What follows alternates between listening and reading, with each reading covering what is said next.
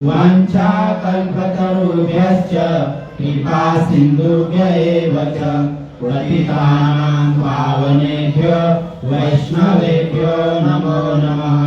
जय श्री कृष्ण चैतन्य प्रभु नित्यानंद श्री अद्वैत गदाधर श्रीवासादि गौर भक्तवृंद।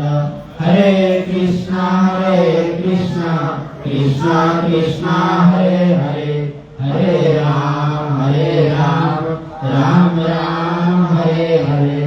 हरे कृष्णा कृष्णा कृष्णा हरे हरे, हरे राम राम राम हरे हरे।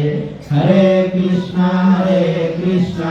कृष्णा कृष्णा हरे हरे, हरे राम राम राम हरे हरे।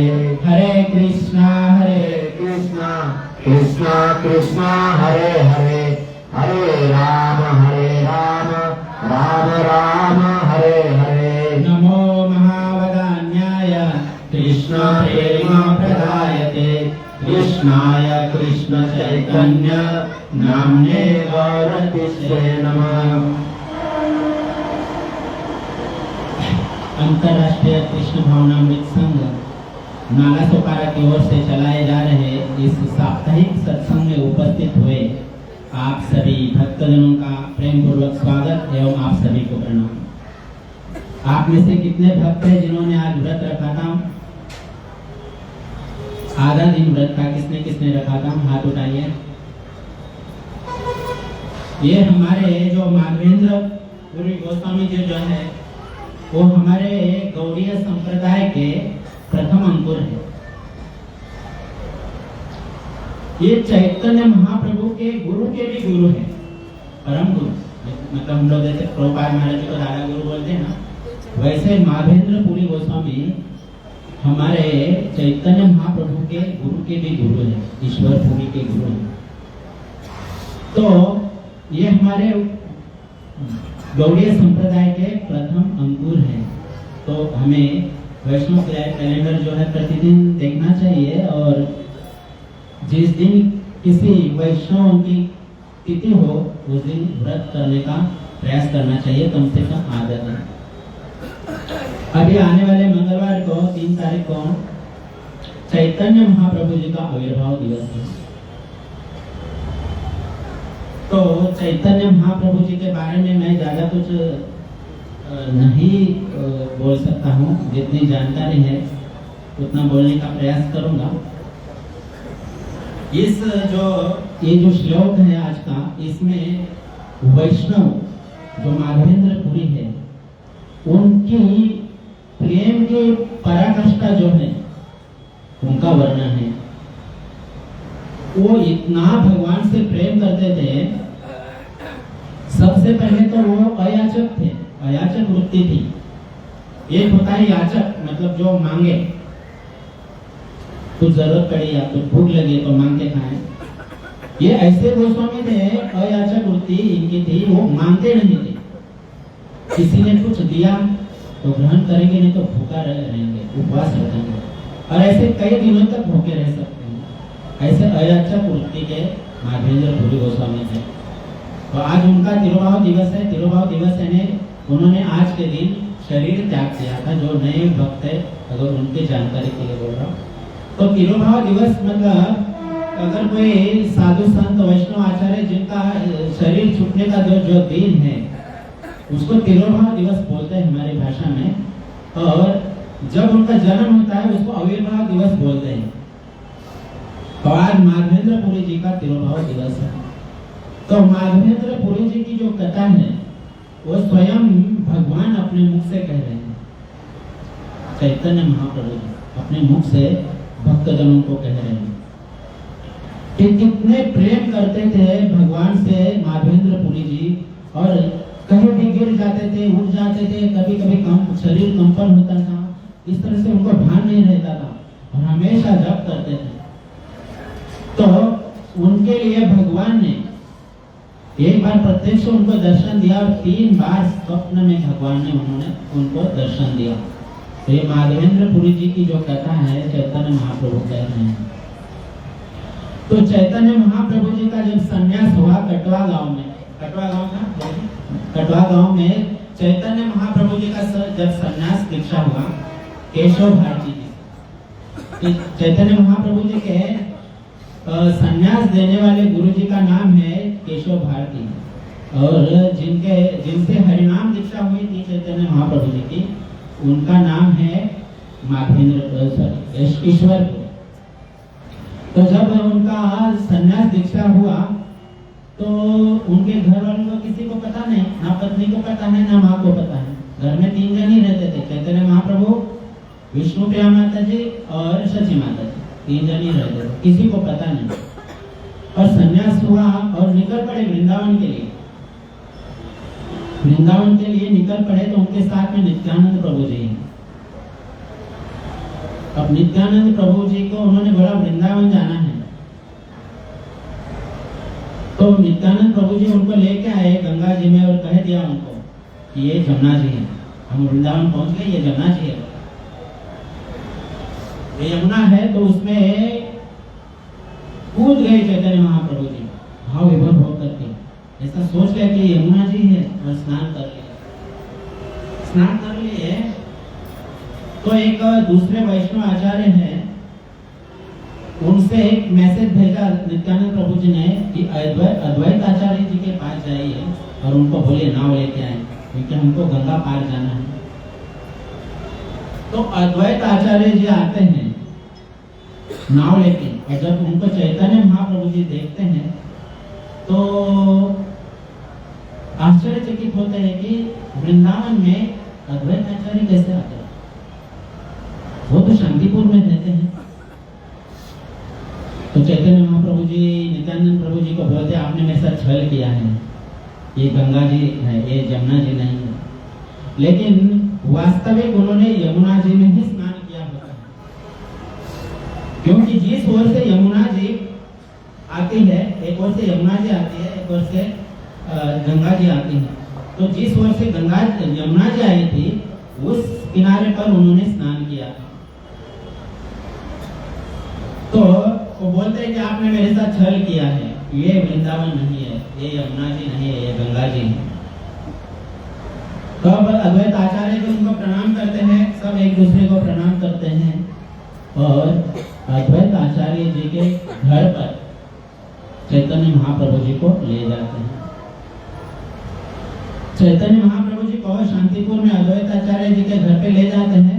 सभी लोग एक दूसरे को प्रणाम करते हैं, वहाँ के वैष्णव लोग इनको मिलते हैं, इनके साथ आए हुए भक्त उनको मिलते हैं।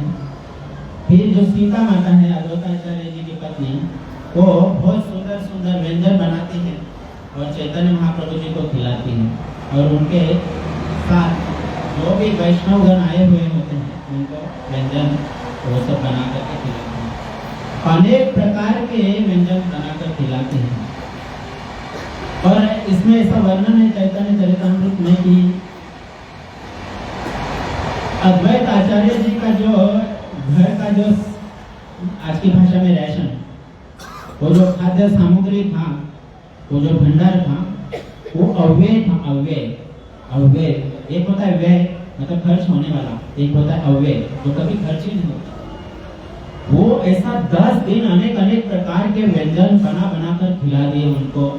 और भी सारे वैष्णव लोग आए हुए थे। जब चैतन्य महाप्रभु जी आए वहाँ, तो आस पड़ोस के गांव के लोग भी उनसे मिलने के लिए वहाँ आए हुए थे। तो 10 दिन तक भंडारा, महाप्रसाद, दिन भर एक दर्शन देते थे चैतन्य महाप्रभु जी, खत्म होते थे, और शाम के बाद भंडारा लगता था और भगवान को भोग लगा करके, और सबको जितने लोग इकट्ठा हुए थे उतने सबको प्रसाद खिलाया जाता था। और बाद में 3 घंटा, मतलब 1 प्रहर, ऐसा उल्लेख है, 1 प्रहर मतलब 3 घंटा लगातार कीर्तन होता था। और चैतन्य महाप्रभु जी उसमें नाचते थे, भाव विभोर हो जाते थे, कभी गिर जाते थे, कभी कम शरीर कांपता था, उनको भान नहीं रहता था कि मैं क्या कर रहा हूँ। गिर भी जाते थे, कभी कभी लग भी जाता था।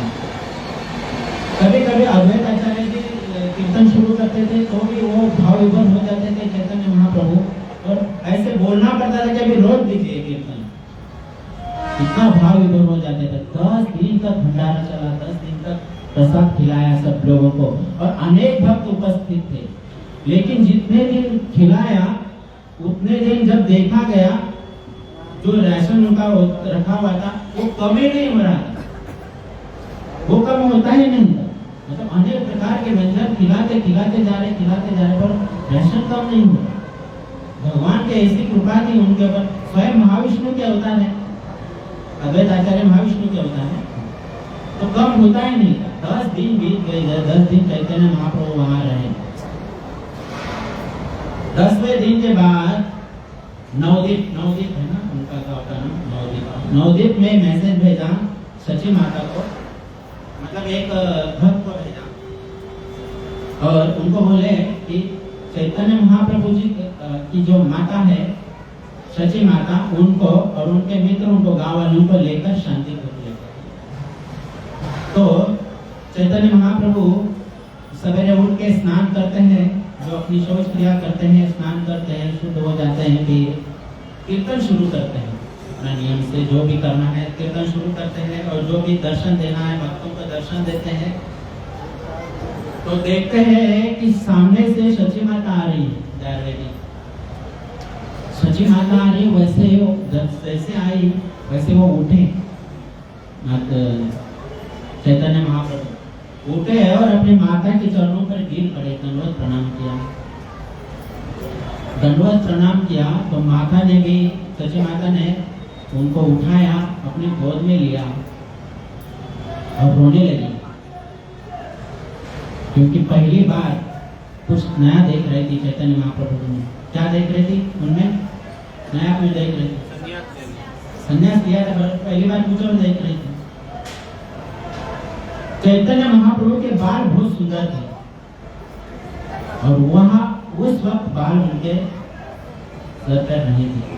संन्यास के बाद उनके बाल मुड़वा दिए थे, रो रही थी, क्योंकि इतने सुंदर बाल, मतलब क्या बोलते हैं, कर्ली हेयर, क्या घुंघराले केश थे,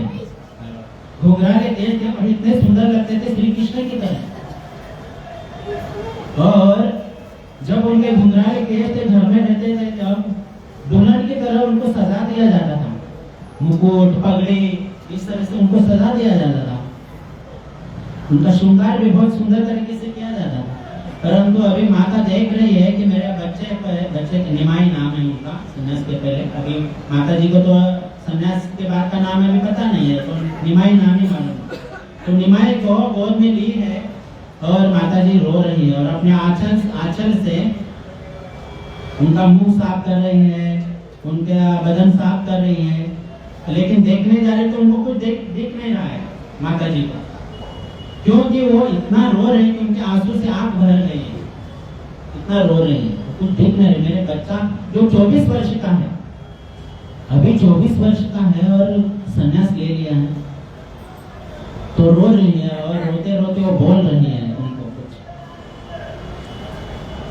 कि अपने भाई की तरह निष्ठुर मत बनो।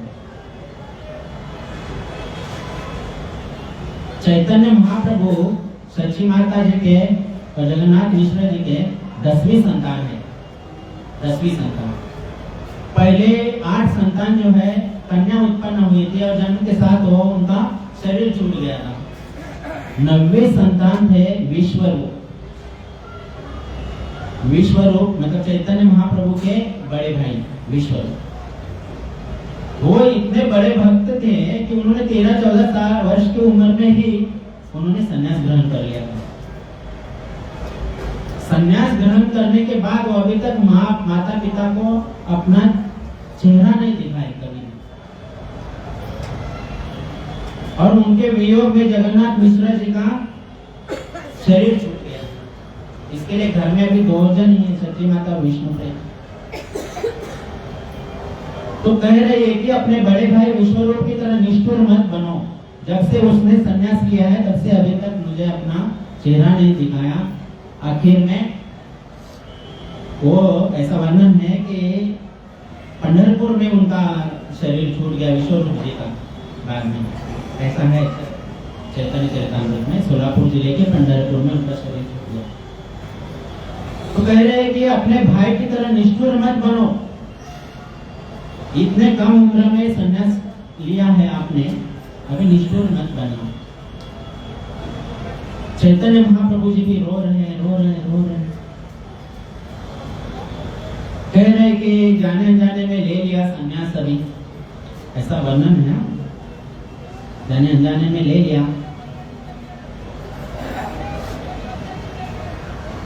माता जी कह रही कि मुझे छोड़ के मत जाना। सची माता कह रहे 24 वर्ष का बच्चा है, इकलौता, अभी एक ही बच्चा है, और घर में नवविवाहित मतलब नवयुवती पत्नी है उनकी, और इनका उम्र कितना है माता जी का, कम से कम 70 to 73 है, मतलब 70 प्लस ही है। कह रहे कि निष्ठुर मत बनो, मुझे छोड़ के मत जाओ। चैतन्य महाप्रभु जी रोते रोते उनको कह रहे हैं कि नहीं माता, जाने अनजाने में ले लिया संन्यास, अब आप जहां कहोगी वहां रहूंगा, और जो बोलोगी वो करूंगा, जो बोलोगी वो करूंगा, और जो जहां बोलोगी वहां रहूंगा। मतलब चैतन्य महाप्रभु बहुत बड़े पंडित थे, निमाई पंडित बोला जाता है उनको। वो अपना उनका वाक चातुर्य मतलब बोलने की उनके अंदर इतनी कला थी कि सहज रूप से सामने वाले को हरा सकते हैं, ऐसे उनके अंदर कला है। तो माता जी को बातों बातों में बना रहे हैं, अभी संन्यास तो ले लिया, घर पे तो नहीं जा सकते। संन्यास आश्रम का नियम है कि जहाँ आपका जन्म स्थान है, उस जन्म स्थान में संन्यास लेने के बाद जन्म स्थान में आप अपने परिवार के साथ नहीं रह सकते। ये संन्यास आश्रम का नियम है। इसलिए कह रही है कि अभी निष्ठुर मत बनो, मुझे मत छोड़ के जाओ। तो सीता देवी जो अद्वैत आचार्य जी की पत्नी है, वो उनको अंदर के कमरे में ले जाती हैं। अंदर के घर, गांव में तो बड़े घर होते हैं, तो अंदर के कमरे में ले जाती है। फिर चैतन्य महाप्रभु जी जो नवद्वीप से आए हुए अपने मित्रों के साथ बातचीत करते हैं। मित्र भी बोलते हैं क्या इतने कम उम्र में संन्यास ले लिया, नहीं लेना चाहिए था इतने कम उम्र में संन्यास। अब हम तो आपको छोड़ के रह नहीं सकते हैं, आपने तो हमारा कुछ सोचा ही नहीं, हम तो आपके बचपन के सखा हैं, आपने सोचा नहीं हमारे बारे में। तो इस तरह से वार्तालाप चल रही है, और फिर 4-5 दिन ये चलती रहती है वार्तालाप, और 4-5 दिन में फिर जोर जोर से कीर्तन होता रहता है रात को, और उसमें सब आनंद लेते हैं। दिन भर दर्शन, कथा, रात को भंडारा, और फिर उसके बाद कीर्तन, ये दिन क्रम है वहाँ का। और अभी सची माता बाकी के भक्तों को, जो सीता देवी है उनको, और भी जो स्त्रियां जो वहाँ पर उपस्थित है उनको, और भी जो रसोई घर में सेवा करने वाले जो भी भक्त हैं उनको सची माता प्रार्थना करती हैं कि निमाई जो है वो आपसे बाद में भी मिल सकता है कभी, कि भाई आप कभी जगन्नाथपुरी गए, कभी यहाँ गए, यात्रा में गए, कभी गंगा स्नान करने है, तो वहाँ निमाई आपको मिल सकता है। मैं तो नवद्वीप रहती हूँ, मुझे तो नहीं मिलेगा, गांव में तो आएगा नहीं। तो अभी जब तक वो यहाँ है अद्वैत आचार्य जी के घर में, तब तक मैं अपने हाथों से बनाकर उनको खिलाऊंगी। तो जितने भी वहाँ थे अलग अलग तरह के व्यंजन सची माता अपने हाथों से बनाकर उनको खिलाते थे। इस तरह से वहाँ का दिनचर्या चल रहा है। तो अभी उन्होंने तय किया था कि वृंदावन जाना है, लेकिन अभी माता जी को वचन दे दिया, जहाँ तुम कहोगी वहां रहूंगा, जो तुम बोलोगी वहां वो करूंगा। तो जो मित्र है उनके सखा चैतन्य महाप्रभु जी के, वो उनको बोलते हैं कि हमें मत छोड़ के जाओ,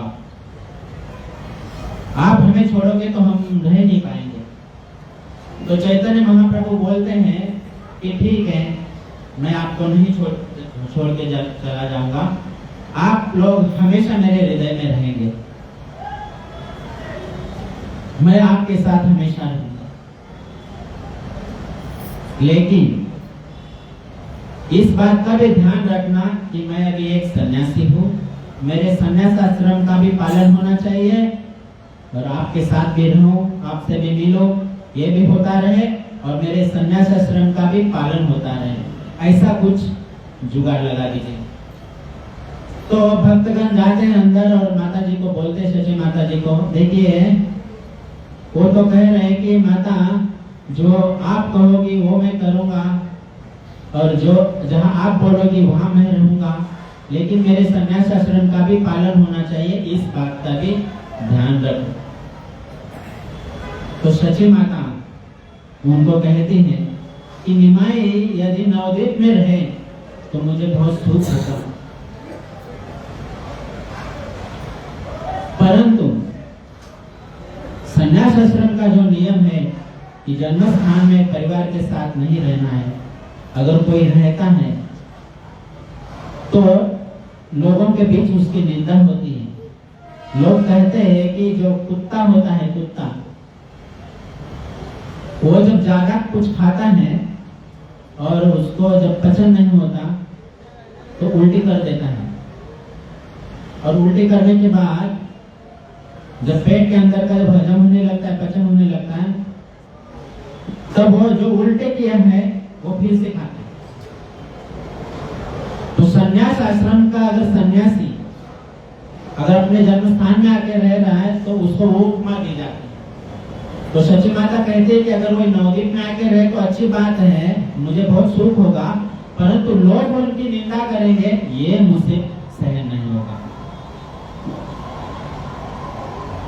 लोग उनकी निंदा करेंगे, ये मुझसे सहन नहीं होगा, क्योंकि लोग बोलेंगे जगन्नाथ मिश्र का बेटा जो है सन्यास लिया है और घर में आके पत्नी के साथ रह रहा है, ये तो उसकी निंदा हो जाएगी की। तो मुझे सची माता कह रही है कि मुझे अपने सुख से ज्यादा उसका सुख ज्यादा जरूरी है। अगर आजकल की माता कोई हो और उनके अगर 24 साल का बच्चा अगर सन्यास आश्रम या ब्रह्मचारी आश्रम में भी चला जाए तो आज की माता ऐसा बोल सकती है, सोच सकती है नहीं। परंतु जो सच्ची माता है उन्होंने भगवान को जन्म दिया है। कहते हैं कि साक्षात यशोदा माता जी का ही वो रूप है, तो उच्च स्तर का सोच सकती है। तो उन्होंने उच्च स्तर का ही सोचा कि निमाई की निंदा हो, ये मुझसे कभी सहन नहीं होगा। तो वो जहां रहना चाहता है भले रहे, नवद्वीप में नहीं रहे कोई बात नहीं, लेकिन ऐसे स्थान में रहे, ऐसे स्थान में रहे जहां से मुझे उनकी कुछ सूचना, उनका कुछ मैसेज, उनका कुछ खबर मिलती नहीं। तो भला होगा कि वो नीलाचल में रहे, मतलब जगन्नाथपुरी में है। जगन्नाथपुरी जो है नवद्वीप से एक महीना में प्रभु जी चलते चलते 1 महीने में वापस आ सकते हैं। तो इतने अंतर पे है, तो जगन्नाथपुरी से लोग नवद्वीप भी जाते रहते हैं, नवद्वीप से भी लोग यात्रा के लिए जगन्नाथपुरी जाते रहते हैं। तो कम से कम 1 महीने में तो मुझे उसकी खबर मिल जाएगी अगर जगन्नाथपुरी में रहेगा। तो अगर वो वृंदावन में चला जाता है तो वृंदावन में जाने के लिए 3 महीना, तभी तो कोई वाहन नहीं होते थे, पैदल ही जाना होता था। जाने के लिए 3 महीना, आने के लिए 3 महीना, तो 6 महीने के बाद मुझे उसकी खबर मिलेगी। तो बेहतर है कि वो जगन्नाथपुरी में है, क्योंकि मुझे अगर नवद्वीप में रहेगा तो लोग निंदा करेंगे, मैं तो सुखी हो जाएंगे, लेकिन लोग निंदा करेंगे, तो मुझे ये सही नहीं होगा। ये होता है प्रेम का परिभाषा। आज की तारीख में अगर हम किसी से प्रेम करते हैं तो हम अपना स्वार्थ चाहते हैं सामने वाले से। लाओ तुम्हारे मोबाइल का पासवर्ड दिखाओ, कहाँ गए थे, कहाँ गई थी, कहाँ मुंह मारा, कहाँ मर गए हो, ये सब होता है सामने वाले से। ये प्रेम नहीं है, स्वार्थ है। प्रेम वो है जिसमें सामने वाले का सुख हो जिस चीज में सामने वाले का सुख हो वो प्रेम। तो सची माता कह रही है कि बेहतर होगा अगर वो जगन्नाथपुरी में रहे। तो भक्तगण आके चैतन्य महाप्रभु को कहते हैं कि माता ऐसी कह रही है कि जगन्नाथपुरी में रहेंगे तो ज्यादा अच्छा होगा। मुझे खबर भी मिलेगी, लोग भी वहाँ यात्रा के लिए जाएंगे और कभी कभी निमाय भी गंगा स्नान के लिए शांतिपुर आएंगे तो और जल्दी खबर मिलेगी। तो चैतन्य महाप्रभु जी इस बात को मानते हैं, कहते हैं कि ठीक है मैं जगन्नाथपुरी रहूंगा। तो इस तरह से अद्वैत आचार्य जो है वो प्रतिदिन भंडारा कर रहे हैं, चैतन्य महाप्रभु जी की सेवा कर रहे हैं, नाना तरह से सेवा कर रहे हैं, भक्तगण सेवा कर रहे हैं।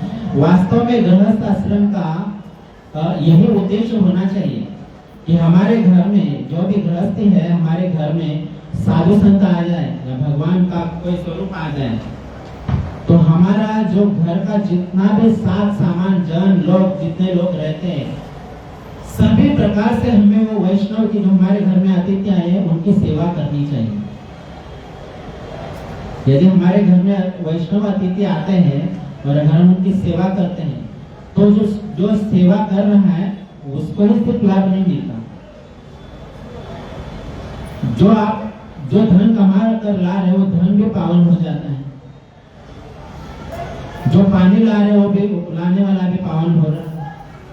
कोई रोटी बना के खिला रहे हैं वो भी पावन हो रहा है। तो आपका घर का सारा चीज सारे लोग पावन हो रहे हैं। तो हमारा करते हुए गृहस्थ आश्रम में रहने वाले लोगों का कि हमें वैष्णव अतिथि को घर पे बुलाएं और उनकी सेवा करें। तो इस तरह से अद्वैत आचार्य जी के घर पर बहुत सारे भक्त लोग जमा है और रोज कथा कीर्तन, मतलब एक प्रकार का वो वैकुंठ बन गया है। क्योंकि भगवान तो दो भगवान है, तो खुद अद्वैत आचार्य महाविष्णु है और चैतन्य महाप्रभु स्वयं कृष्ण है।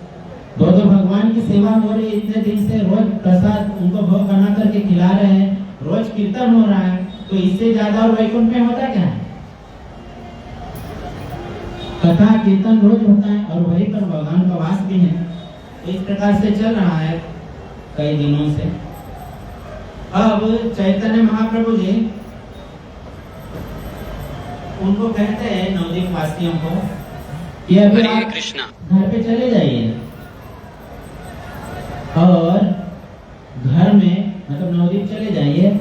वास्तविक ये संदेश सिर्फ नवदीप वासियों के लिए नहीं है, हम सभी लोगों के लिए संदेश है चैतन्य महाप्रभु जी का कि आप जाइए घर पर और भक्तों को बुलाइए, साथ में बैठकर संकीर्तन कीजिए, कृष्ण नाम का जप कीजिए, कृष्ण नाम का संकीर्तन कीजिए, कृष्ण कथा कीजिए और कृष्ण की पूजा अर्चना सेवा कीजिए। ये उन सबको कहते हैं। अब वो जब जाने का दिन आता है जगन्नाथपुरी, तो माता जी बहुत विवल होती है कि अब कब दर्शन होंगे मेरे बेटे के, कब मिलेंगे, कब उनको क्या करोगे, प्रेम कैसे क्या होगा, कब देख पाऊंगी, जन्म दिया है। और सभी जो अभी का वास्तव स्थिति देखा जाए तो माता 9 महीना 9 दिन घर में अपने बच्चों को रखते हैं, बाद में प्रसव हो जाता है। लेकिन चैतन्य महाप्रभु जी जो है वो कम से कम 13 महीने गर्भ में थे।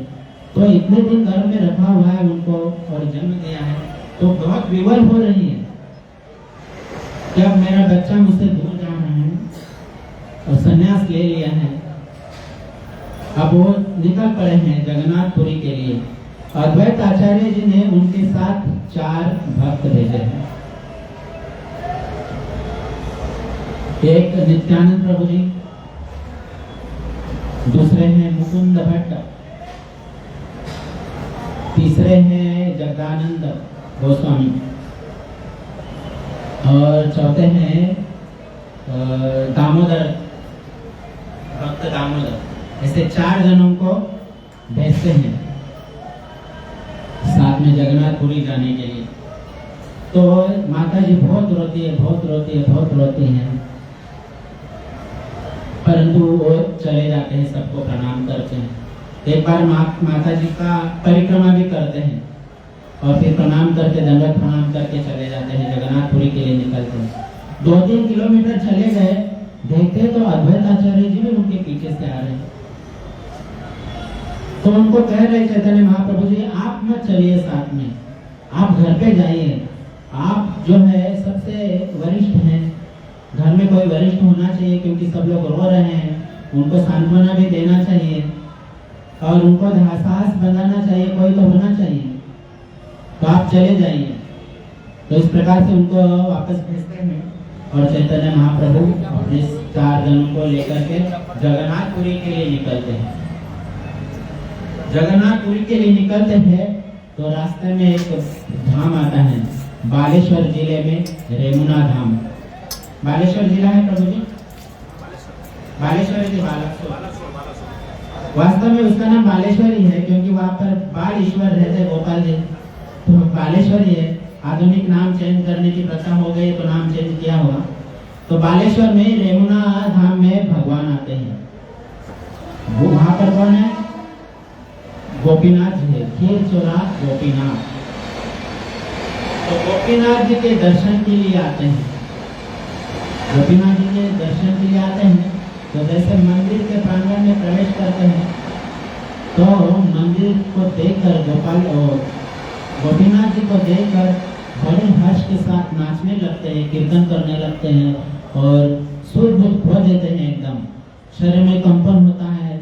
मतलब उनको जैसे आजकल की भाषा में बोला जाए तो कभी कभी होश भी नहीं होता है, कभी गिरते हैं, कभी पड़ते हैं।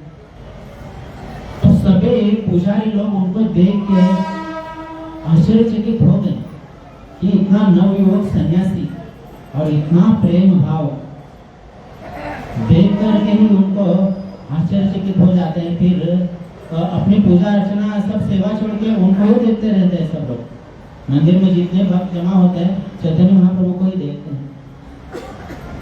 चैतन्य महाप्रभु जा करके श्री खीरचोरा गोपीनाथ जी के चरणों पर दंडवत प्रणाम करते हैं। जैसे चैतन्य महाप्रभु दंडवत प्रणाम करते हैं, गोपीनाथ जी के चरणों पर अपना मस्तक रखते हैं, तो गोपीनाथ जी के मस्तक पर जो फूलों का मुकुट बनाया हुआ था, वो मुकुट चैतन्य महाप्रभु के सिर पर गिर जाता है। तो सब लोग खुशी आनंद मनाते हैं। हाँ, ये तो शुभ संकेत है, शुभ संकेत है करके आनंद मनाते हैं। ये जो खीरचोरा गोपीनाथ है, ये विग्रह कौन है पता है किसी को? आपको मालूम है? किसी को पता है? इनको किसी ने बनाया था, किसने बनाया था पता है? तो ये कोई मरते व्यक्ति ने नहीं बनाया था, मतलब जो मृत्यु को प्राप्त होने वाले व्यक्ति ने नहीं बनाया था, मतलब सामान्य व्यक्ति ने किसी ने नहीं बनाया। आज जो खीरचोरा गोपीनाथ के विग्रह है उनकी बात कर रहा हूँ।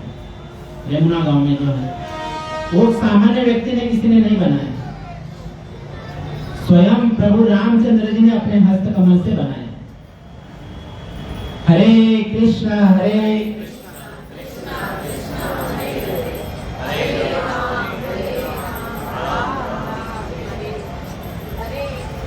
हरे कृष्णा कृष्णा कृष्णा हरे हरे, हरे राम राम राम हरे।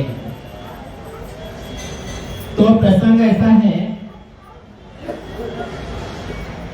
कि जब प्रभु रामचंद्र, लक्ष्मण जी और सीता जी वनवास के लिए जा रहे हैं और प्रयाग में पहुंचते हैं, वहां पर उनको भारद्वाज मुनि जी का दर्शन होता है। भारद्वाज मुनि जी को प्रणाम करते हैं और भारद्वाज मुनि भी बोलते हैं कि मेरे बड़े भाग हो गए, आज तो मेरे खुल गए भाग, आपके साक्षात दर्शन हो गए। प्रभु रामचंद्र जी भी उनकी स्तुति करते हैं और कुछ दिन बाद उनको भारद्वाज मुनि को वो पूछते हैं कि सीता जी जो है बहुत कोमलांगी है, ये वन में ज्यादा घूम फिर नहीं सकती, उनका शरीर कोमल है, कांटे चुभेंगे क्या होगा कुछ नहीं। वन तो बहुत मतलब अभयारण्य है, वन के पशु भी है, सब कुछ है। आज के जैसे जंगल नहीं होते थे कभी तो घनघोर जंगल होते थे।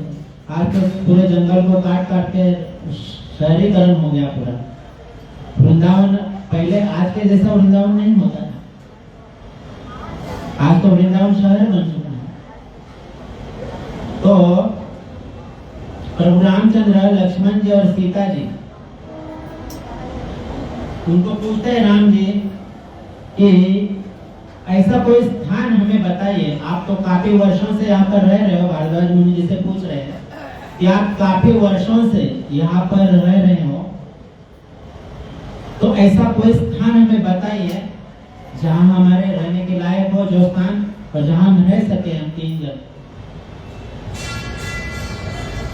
तो भारद्वाज मुनि राम जी को बोलते हैं कि गंगा जी के पार जाओगे तो एक पर्वत है, बहुत सारे पर्वत है, वहाँ पर एक स्थान बताते हैं कि ऐसा स्थान है, वहाँ पर बहुत सारे साधु संत रहते हैं, वो स्थान पर आप जाके रहिए। तो उनको प्रणाम करके वो निकल जाते हैं। अब उनको जाना है उस जगह पर, तो गंगा जी को पार करके जाना है। गंगा और जमुना एक तरह से गंगा जी आ रही, एक तरह से जमुना जी आ रही। गंगा जी को पार कर लिया, अभी जमुना जी का प्रभाव तो बहुत बड़ा है जमुना जी का, क्योंकि यमुना जी वहां पर मतलब विलीन हो जाती है गंगा जी में, तो बहुत बड़ा प्रभाव है। अब वहां जाएंगे कैसे? सीता जी तो तैर नहीं सकते, तो कैसे जाएंगे? तो लक्ष्मण जी को राम जी ने कहा कि एक केले का वृक्ष काट करके लाओ। एक केले का वृक्ष लाते हैं काट कर, और उसका मतलब बड़ा वृक्ष होता है, उसको दोनों भाई दोनों तरफ से पकड़ते हैं, एक हाथ से तैरते हैं और एक हाथ से उसको केले के वृक्ष से पकड़े हैं, और उस केले के वृक्ष के ऊपर मतलब नाव जैसा बनाया है, उसके ऊपर सीता जी को बिठाया है, और दोनों भाई तैरते हुए वो जमुना जी पार करते हैं, उस पार चले जाते हैं। उस पार चले जाते हैं तो एक वहाँ पर रहने वाले जंगल में वनवासी लोग, जो आदिवासी लोगों की बस्ती होती है, छोटे मोटे गांव होते हैं, जैसे पालघर जिला में बोलते ना पाड़ा, ये पाड़ा वो पाड़ा, वैसे वहाँ पर आदिवासी लोगों की बस्ती होती है। तो बस्ती के लोग उनको देखते हैं, अरे इतने सुंदर युवक, और साथ में एक युवती, वो भी सुंदर, कौन हो सकते हैं? उनको पीछे पीछे चले जाते हैं और देखते हैं कि इनके हाथ में धनुष बाण है, वल्कल पहने हुए हैं, वल्कल पहने, वस्त्र दूसरे पहने नहीं है, पैरों में चप्पल नहीं है। तो एक दूसरे से वो आदिवासी लोग बातें करते हैं कि ये इतने सुंदर लोग हैं नवयुवक, और इनके पैरों में चप्पल नहीं है, तो ये जूता चप्पल के फैक्ट्री बनाए क्यों है? जब इतने सुंदर पैरों में नहीं है वो है, तो फिर बनाने का अर्थ क्या है? जब इतने सुंदर युवक वल्कल पहने हैं, तो इतने सब कपड़ों का फायदा क्या बनाकर? तो कौन है ये? पूछना पड़ेगा। और ये जंगल में क्या करिए? वनवासी मतलब जंगल के रहने वाले तो दिख नहीं रहे, इतने सुंदर है। मतलब लक्ष्मण जी के शरीर से जो कांति निकलती है, मतलब तेज निकलता है, वो कुछ और ही होता है। एक तो गोरे रंग के हैं और शरीर से तेज निकलता है, तो सोचते हैं कौन है? तो जो उनके पीछे जो आदिवासी लोग आए हुए होते हैं, उनमें से जो पुरुष हैं, उनका तो धड़स बनता नहीं है पूछने का, क्योंकि दोनों भाइयों के हाथ में धनुष बाण है, कैसे पूछेंगे? तो स्त्रियां जो है वो साहसी होती है, उनको तो शक्ति भी कहा जाता है स्त्रियों को, तो साहसी होती है, और उनके अंदर एक कुतूहल भी, मतलब एक उत्साह भी होता है स्त्रियों के पास। भगवान की देन है ये। उनको हर चीज की जानकारी चाहिए हुई होती है। आप लोग की बात नहीं कर रहा हूँ, आप वैष्णव हैं, आपकी बात नहीं कर रहा। और अगर एक स्त्री दो पुरुष के साथ चल रही होगी तो और जानकारी चाहिए उनको कि दो पुरुष के साथ क्यों चल रही है। तो उनमें से कुछ स्त्रियां जो है वो सीता जी को पूछने गई, भाई कौन हो, और ये जो दो कुमार चल रहे हैं आपके साथ वो कौन है। सीता जी तो कुलीन है, मायका भी कुलीन है और ससुराल भी कुलीन है, बहुत संस्कारी है, पति का नाम नहीं लेती है।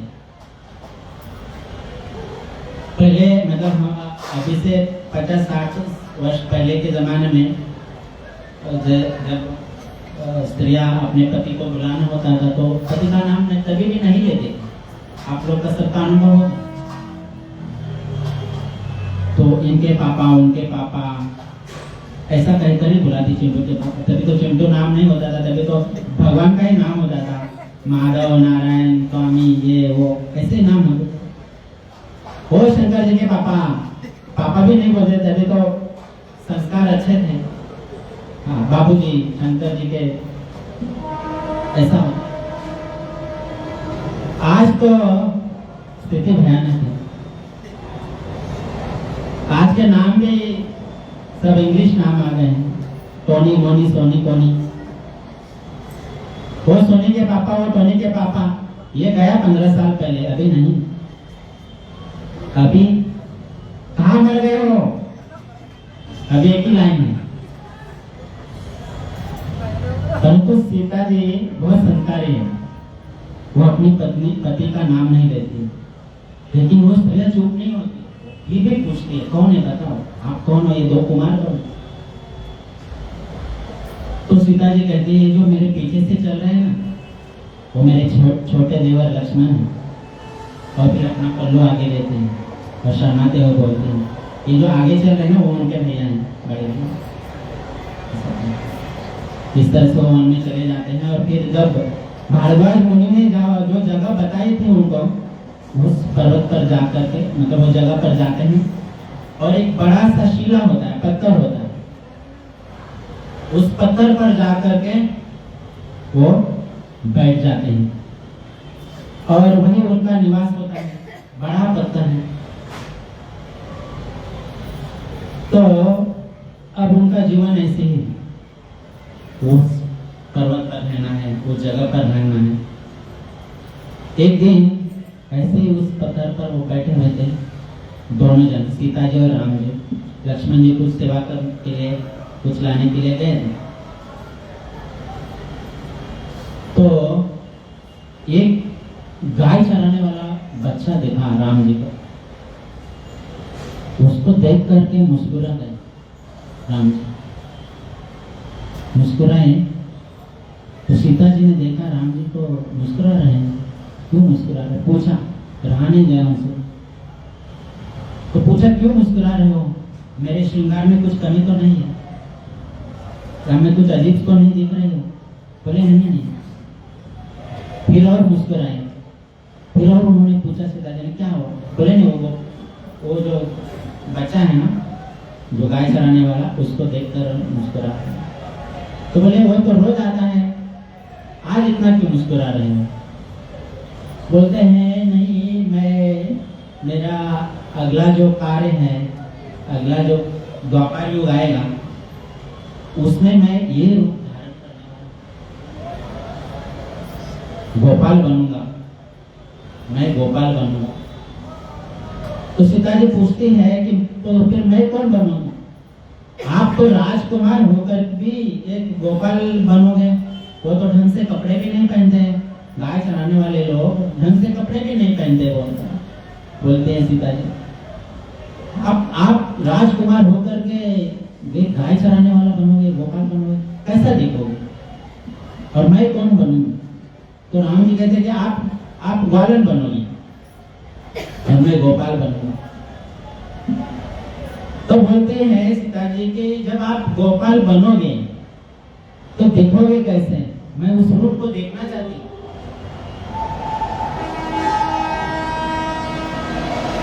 तो राम जी बोलते रहने दो, लेकिन सीता जी बहुत विनती करते हैं, देखना है। बहुत विनती करने के बाद राम जी अपने तुनीर में से एक बाण निकालते हैं। बाण निकालते हैं और जिस पत्थर पे बैठे हैं, बड़ा सा पत्थर है, ऐसा छोटा मोटा पत्थर नहीं, पहले तो पर्वत जैसे भी पत्थर होता, उस पत्थर पर अपने बाण से एक आकृति बनाते हैं, चित्र बनाते हैं, आकार देते हैं वो पत्थर को, मतलब पूरे पत्थर को नहीं, पत्थर तो बहुत बड़ा है, वो खुद भी उसी पत्थर पे बैठे हैं और साइड में उधर बना रहे हैं। जब बनाया राम जी ने गोपाल का रूप, सीता जी आश्चर्यचकित हो गई, ये तो आपसे भी सुंदर है, ये आपसे भी सुंदर है, मैं कुछ इसका श्रृंगार करना चाहती हूँ, मुझे इसका कुछ श्रृंगार करना है। तो श्रृंगार करना है तो क्या किया सीता जी ने, राम जी से वो बाण मांगा और बाण से उस पर कुछ अलंकार बना, मतलब कुंडल है, माला है, रत्नों की, ऐसा बनाने का प्रयास कर रहे हैं। जैसे उन्होंने उस विग्रह पर बाण रखा, बनाने का प्रयास किया, उसमें से रक्त निकला, उस विग्रह में से रक्त निकला तो रोने लगी, ये क्या हो गया, मुझसे कुछ अपराध हो गया था। तो राम जी उनको समझाते हैं कि जब कहीं मंदिर का निर्माण होता है और उसमें विग्रह की प्राण प्रतिष्ठा की जाती है, तो मेरा नाम लेकर के वो प्रतिष्ठा की जाती है, मेरे नाम के मंत्रों का उच्चारण कर करके वो प्रतिष्ठा की जाती है, तब उसके अंदर प्राण आते हैं। यहाँ मैं स्वयं जिसको बनाया हूँ उसमें प्राण नहीं होंगे, ऐसा कैसे समझ लिया तुमने? मतलब जिसके नाम से प्राण आ जाते हैं, वो खुद अगर नामी कुछ बनाने जाए तो उसमें प्राण नहीं होंगे। तो सीता जी बोलती कि अपराध हो गया, आप क्या करो? राम जी बोलते इसकी सेवा करनी पड़ेगी। तो फिर रोज उस विग्रह की, मतलब वो पत्थर में ही है अभी विग्रह, वो पत्थर से अलग नहीं किया, वो पत्थर में ही सीता जी रोज वन से फूल लाना, फल लाना, उनको सजाना, उनको भोग लगाना, इस तरह से सेवा करती थी। कम से कम 9-10 वर्ष वहां पर उन्होंने उनकी सेवा की, क्योंकि उस जगह पर भगवान इतने समय रुके थे। तो जब सीता जी सेवा करती थी तब प्रभु, क्षमा कीजिए, ब्रह्मा जी जो है उनको देखते थे वो किस प्रकार सेवा करते हैं, और प्रतिदिन देखते थे ब्रह्मा जी किस प्रकार सीता जी सेवा करती है, किस प्रकार भोग लगाती है, किस प्रकार उनको सजाती है। उनके अंदर भी लालसा उत्पन्न हुई, ब्रह्मा जी की कि मैं इस विग्रह की सेवा करूं, परंतु सेवा कर रहे जगन माता, मैं कैसे जाऊंगा? तो 9-10 वर्ष के बाद जब भगवान को आगे की लीला करनी होती, जैसे उनको मालूम है आगे हनुमान जी से भी मिलना है, सुग्रीव से मिलना है, फिर महायुद्ध भी करना है रावण के साथ, उनका उद्धार भी करना है। इस राम जी को पता है, कब सीता जी को बोलते कि अब हमारा यहाँ से निकलने का समय हुआ है, हमें अभी पंचवटी जाना है। पंचवटी जाना है तो पत्थर को, वो विग्रह जिस पत्थर में, तो बहुत बड़ा पत्थर है, लेके कैसे जाएंगे? वो विग्रह को पत्थर से अलग नहीं किया हुआ, तो ले कैसे जाएंगे? ना इतना बड़ा रास्ता है, ना कुछ वन है। तो ब्रह्मा जी वहां पर प्रकट हो गए और प्रार्थना करने लगे, क्या मैं इस विग्रह की सेवा कर सकता हूँ? तो प्रभु रामचंद्र जी कहते हाँ, आप सेवा करो। फिर वो चले जाते हैं राम जी पंचवटी के लिए। फिर ब्रह्मा जी रोज सेवा करते हैं, करते हैं ब्रह्मा जी। अब उनका समय भी पूरा हो जाता है, वो किसी कल्प की बात है, उनको भी जन्म मृत्यु है, उनका भी मृत्यु, मतलब शरीर छूटता है ब्रह्मा जी का। तो अभी वो सेवा रुक गई। ब्रह्मा जी का शरीर छूट गया तो कल्प बीत गया, अभी दूसरा कल्प आ गया, अभी द्वापर से कलयुग आ गया दूसरा, अब वो सेवा रुक गई।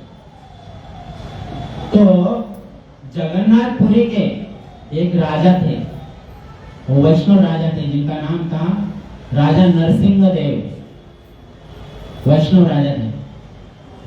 वो दिग्विजय करने के लिए गए थे उत्तर भारत। उनके साथ में बहुत सारे सैनिक थे। राजा तो अकेला नहीं जाता था, अगर किसी से युद्ध करना है दिग्विजय के लिए तो बहुत सारे लोगों को लेके निकलते थे। तो जहां रात्रि होती थी वहां रुक जाते थे, भाई इतने लोगों का प्रसाद सबकी व्यवस्था, रात्रि रुक जाते थे। एक बार दिग्विजय करके लौट रहे थे तो जहां वो स्थान है जहां राम जी ने विग्रह बनाया था, उनके आसपास के गांव में वो वन में रुक गए, प्रसाद लेकर के सो गए तो भगवान स्वप्न में आए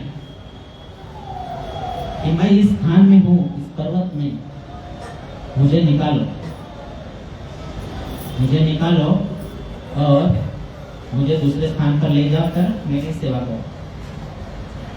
तो वो बोले मैं यहाँ तो बहुत सारे पर्वत है, मतलब स्वप्न में ही राजा उनसे बात कर रहे भगवान से, यहाँ तो बहुत सारे पर्वत है, मैं आपको पहचानूंगा तो उनसे कहाँ ढूंढूंगा। तो कहते हैं कि एक गाय आती है रोज, वहां दूध देती है,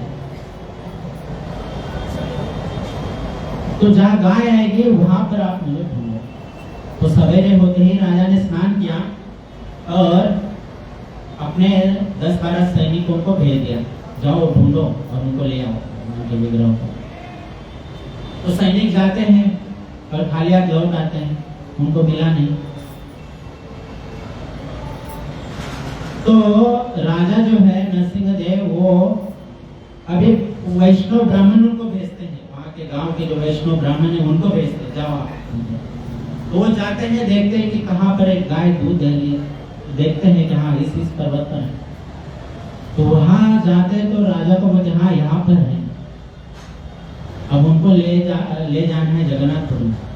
तो अभी इतना बड़ा कैसे ले जाएंगे? तो फिर वो उस विग्रह को कुछ जितना ले जा सकते हैं उतना बना करके किए उन्होंने, और वो लेके जा रहे हैं अभी जगन्नाथपुरी ले जा रहे हैं। तो साथ में रेमुना गांव आता है, जगन्नाथपुरी जाते समय बालेश्वर रेमुना गांव आता है, रेमुना धाम। तो रेमुना धाम आता है, वहां पर एक ग्वाल वालों की बस्ती होती है, गाय चराने वाले लोगों की बस्ती होती है। तो वहां रुक जाते हैं राजा नरसिंह देव। तो भगवान उनको बोलते हैं कि मैं यही रहना चाहता हूँ। क्यों? क्योंकि यहाँ गाय है तो ग्वाल है, दूध भी है, सब कुछ, मैं यहाँ पर रहना चाहता हूँ। तो इस तरह से राजा नरसिंह देव ने फिर वहां पर रेमुना में उनकी स्थापना की है। फिर इस तरह से उनकी सेवा होती रही। तो वो जो विग्रह है रेमुना में खीरचोरा गोपीनाथ, वो वहां है, उनको स्वयं राम जी ने अपने हाथों से बनाया। तो चैतन्य महाप्रभु जो है अभी वहां पर दंडवत प्रणाम किए हैं, और दंडवत प्रणाम करके जैसे दंडवत किए हैं, वो गोपीनाथ जी का मुकुट, जो फूलों का मुकुट है, उनके चैतन्य महाप्रभु जी के सिर पर गिर गया है। और तभी उस विग्रह का नाम खीरचोरा गोपीनाथ नहीं था, मतलब जब भी उन्होंने लाया, तभी नरसिंहदेव राजा ने लाया, तभी खीरचोरा गोपीनाथ नहीं था, तभी सिर्फ गोपीनाथ था। लेकिन चैतन्य महाप्रभु जी जब गए थे तभी उनका नाम खीरचोरा गोपीनाथ था। तो ये खीरचोरा गोपीनाथ उनका नाम क्यों है, ये हम अगली बार जब अवसर मिलेगा तब कहेंगे। क्योंकि अभी अजामिल विजयदास प्रभु जी जो अभी यहाँ पर प्रभु जी के पास यहाँ पर व्यवस्था देख रहे हैं, उन्होंने कहा कि इसको 2 पार्ट में करो। मैंने उनको कहा कि ये कथा थोड़ी विस्तार से, प्रभु जी 10 बजे बैठेंगे तो होगी नहीं, तो उन्होंने मुझे कहा कि इसको 2 पार्ट में करो, अगले शनिवार को 1 पार्ट में करो। तो मेरे पास तो इतना ज्ञान नहीं है कि मैं अगले शनिवार का 1 घंटा बोल सकूं, परंतु यदि आप लोग कृपा करेंगे तो उनका उस विग्रह का नाम खीर चोरा गोपीनाथ क्यों है और किनकी वजह से ये नाम पड़ा है, ये हम अगले शनिवार को आप लोग की और भगवान जगन्नाथ जी की कृपा से जानने का प्रयास करेंगे। आप लोग का बहुत बहुत आभार। हरे कृष्णा। किसी का कोई प्रश्न है तो अवश्य पूछ सकते हैं। किसी का कोई प्रश्न है? हरे कृष्णा कृष्णा कृष्णा हरे हरे, हरे राम राम राम हरे हरे। श्री श्री गोपीनाथ भगवान की, जगन्नाथ बलदेव सुभद्रा मैया की, कृष्णदास कविराज गोस्वामी महाराज की, श्री चैतन्य चरितामृत की, श्री श्री चैतन्य महाप्रभु की, जगत गुरु श्रील प्रभुपाद महाराज की, वांछा कल्पतरुभ्यश्च कृपा सिंधुभ्य एव च पतितानां पावनेभ्यो वैष्णवेभ्यो नमो नमः। अनंत कोटि वैष्णव वृंद की निताय गौ हरि प्रेमानंद। हरि हरि।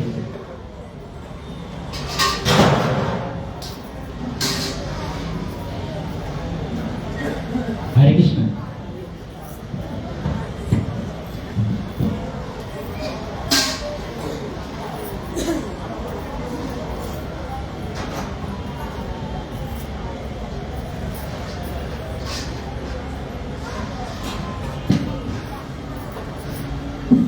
आने वाले मंगलवार को यहाँ पर चैतन्य महाप्रभु जी का आविर्भाव दिवस जो है, जिसको हम गौर पूर्णिमा बोलते हैं, तो गौर पूर्णिमा उत्सव होगा और साथ में अभिषेक भी होगा। कथा पता नहीं जमीन प्रभु जी को पता है।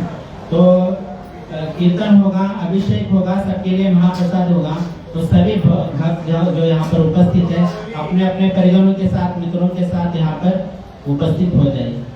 हरे कृष्ण। हरे कृष्णा कृष्णा कृष्णा हरे हरे, हरे राम राम राम हरे। आदरणीय विष्णु स्वामी दास प्रभु जी, बहुत बहुत धन्यवाद।